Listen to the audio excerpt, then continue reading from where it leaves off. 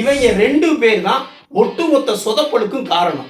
இவங்க 2 பேர்த்தையும் தூக்கிட்டா இந்திய அணி உருப்பட்டுரும்.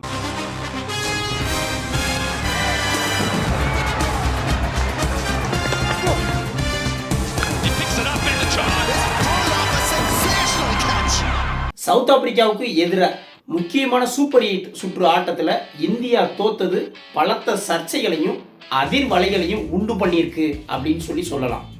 இப்போ இந்த தோல்வியினால பரவலா ரசிகர்கள் சொல்ற காரணம், சொல்ற குறைகள் என்ன, அதோட சேர்த்து நம்மளுடைய ஆதங்கம் என்ன அப்படிங்கிறத வரிசையா ஒவ்வொன்றா சொல்றேன்.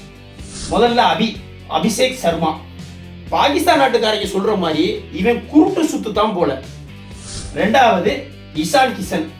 இவனை முழுமையா நம்பவே முடியல, முக்கியமான ஆட்டத்துல கோட்டை விட்டுறான். அடுத்தது சூரியகுமார் யாதவ். இவர் முக்கியமான மேட்ச்ல ஆட்டத்தை முடிச்சு கொடுக்கக்கூடிய எபிலிட்டி கிடையாது, கேப்டன் கோட்டாவில் ஆடிக்கிட்டு இருக்காப்ல. அடுத்தது திலக் வர்மா. இவன் டீமுக்குள்ள இருந்துக்கிட்டு முரட்டு ஸ்கேம் பண்ணிக்கிட்டு இருக்கான். அஞ்சாவது ஹர்திக் பாண்டியா. பவுலிங் ஆக கேவலமா போட்டுக்கிட்டு இருக்காப்ல இந்த ஹர்திக் பாண்டியா. ஆறாவது சிவம் துபே.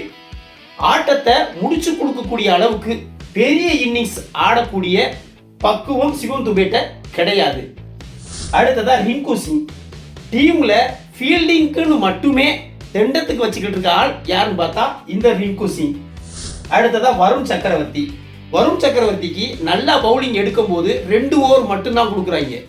அதே அடி வாங்கும் போது 4 ஓவர் கொடுத்து முரட்டு அடியா வாங்க வைக்கிறாங்க இந்த வருண் சக்கரவர்த்திய.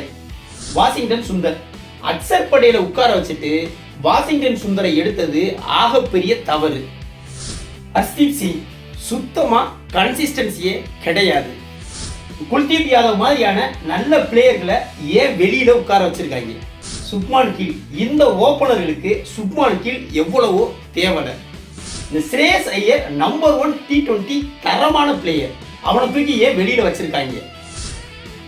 ருத்துராஜ் ஜெய்ஸ்வால் மாதிரியான ஆட்களுக்கு ஏன் வாய்ப்பு கொடுக்க கூடாது. இந்த 2 டான்கள் ரோஹித் சர்மா, விராட் கோலி, இவங்க இல்லாம நீங்க வேர்ல்டு கப் அடிக்க முடியாது. அடுத்ததா முக்கியமானதுங்க, இவங்க 2 பேர் தான் ஒட்டுமொத்த சொதப்பலுக்கும் காரணம். இவங்க 2 பேர்த்தையும் தூக்கிட்டா இந்திய அணி உருப்பட்டுரும்.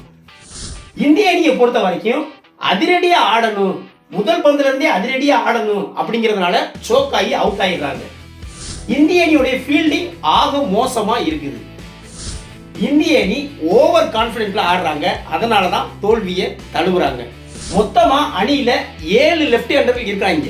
இத்தனை இடதுகை ஆட்டக்காரர்கள் அவசியமா? நீங்க எண்ணி பார்த்துக்கோங்க, 7 பேர் வரும். பேட்டிங் ஆடுற ஒருத்தருக்கு இதுதான் பொசிஷன் அப்படி நிர்ணயம் பண்ணாம மாத்தி கீர்த்தி ஆடுற போட்டு குழப்பி வச்சது ஒரு முக்கியமான காரணம். இதைத்தான் இந்திய அணியுடைய தோல்விக்கு காரணமா ரசிகர்கள் பரவலா சொல்றாங்க. இது எல்லாம் சரியா? இது தவிர உங்கள் பாயிண்ட் ஆஃப் வியூல வேற எதுவும் காரணங்கள் இருக்கா அப்படிங்கிறத பின்னூட்டங்கள்ல சொல்லுங்க. வீடியோ பிடிச்சிருந்தா லைக் கமெண்ட் பண்ணுங்க, குறிப்பா சப்ஸ்கிரைப் பண்ணுங்க. மற்றும் ஒரு வீடியோவில் சந்திப்போம். நன்றி.